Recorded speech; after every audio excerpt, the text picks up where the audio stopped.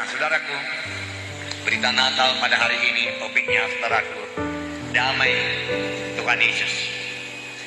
Damai Yesus menjadi milik kita. Biar kita semua menjadi anak-anak Tuhan yang membawa damai. Berbahagialah orang yang membawa damai, karena mereka itu akan disebut anak-anak Allah. Jadi kalau kita datang ke satu tempat itu menjadi damai. Amin, saudara. Nah, ini memang sudah dikatakan oleh firman Tuhan. Tuhan itu sendiri membawa damai. Dan selalu, saudaraku, kemana saja Tuhan Yesus pergi, dia berkata, damai kuberikan padamu.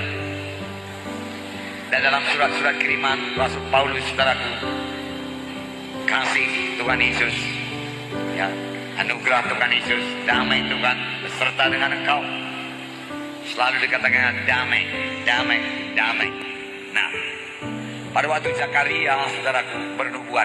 Zakaria ini Zakaria perjanjian baru, seorang imam. Istrinya bernama Elisabeth. Dialah orang tua daripada Yohanes Pembaptis. Dan dia dikaruniakan Tuhan anak pada masa tuanya, walaupun Elisabeth itu mandul. Dan dia memperanakkan Yohanes Pembaptis. Lalu pada waktu dia memberi nama kepada Yohanes Pembaptis, maka dia bernubuat. Saya membacakan nubuatnya kepada saudara. Sebenarnya saya percaya ini bukan mengenai Yohanes Pembaptis, tapi mengenai Tuhan Yesus yang akan datang ke dunia ini. Dalam Lukas pasal 1 ayat 78 dan 79, sebagian saat saya bacakan.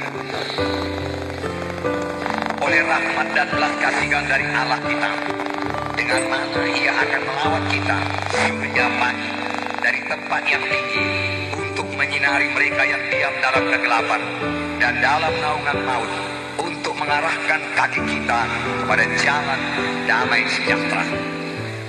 Yesus akan memimpin kita dan menyinari kita dengan surya pagi yang memberikan damai sejahtera kepada kita, bahkan mengarahkan kaki kita, yang berarti memimpin kita kepada jalan damai sejahtera. Jalan damai sejahtera. Damai sejahtera kutinggalkan padamu, Tuhan berkata waktu dia mau naik ke sorga. Damai sejahtera. Tuhan suka kita memiliki damai sejahtera.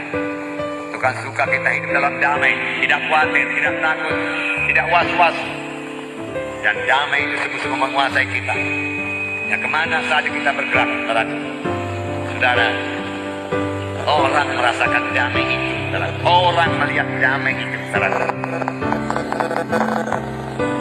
Dalam kita, saudara. Orang melihat damai itu dalam kita. Nah, saudara,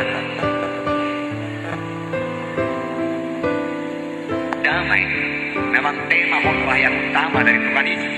Kisah 10 ayat 36. Ini kesaksian Petrus. Apakah kesaksian Petrus mengenai Tuhan Yesus? Kisah 10 ayat 36. Saya membacakan kepada saudara.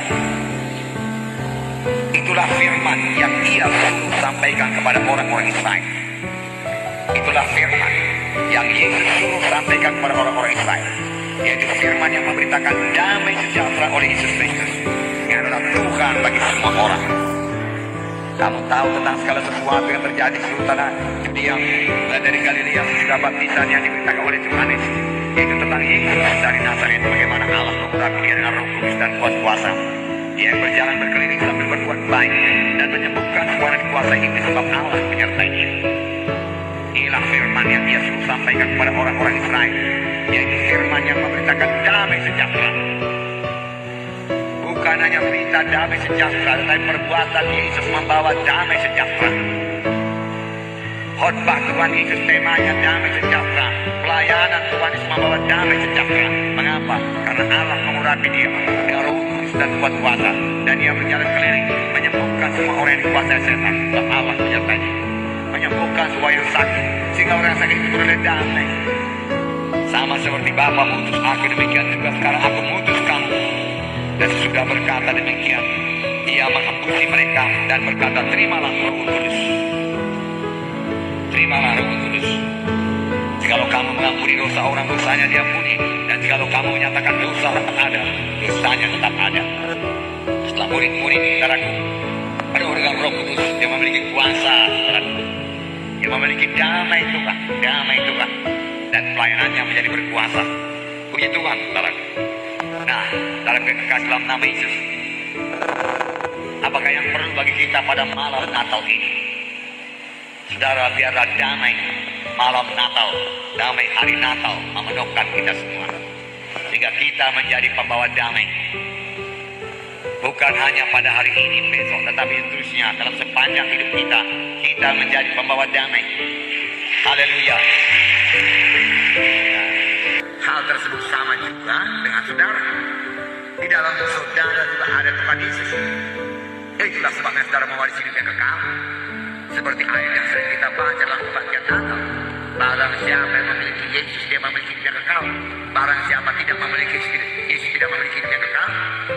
Saudara, Yesus dalam saudara, amin. Yesus Raja damai dalam saudara, amin. Oleh sebab itu setiap saudara bisa membawa damai, amin. Semua kita jadi pembawa damai. Karena Roh Kudus yang sama yang memenuhkan di saudara, Roh Kudus yang memenuhkan saya, Roh Kudus memenuhkan saudara. Karena hidupku ini bukannya aku lagi, tapi hidup dalam aku. Setiap anak Tuhan yang telah menerima sebagai Tuhan dan Juru Selamatnya dapat berkata demikian. Yesus Kristus dalam saudara, amin.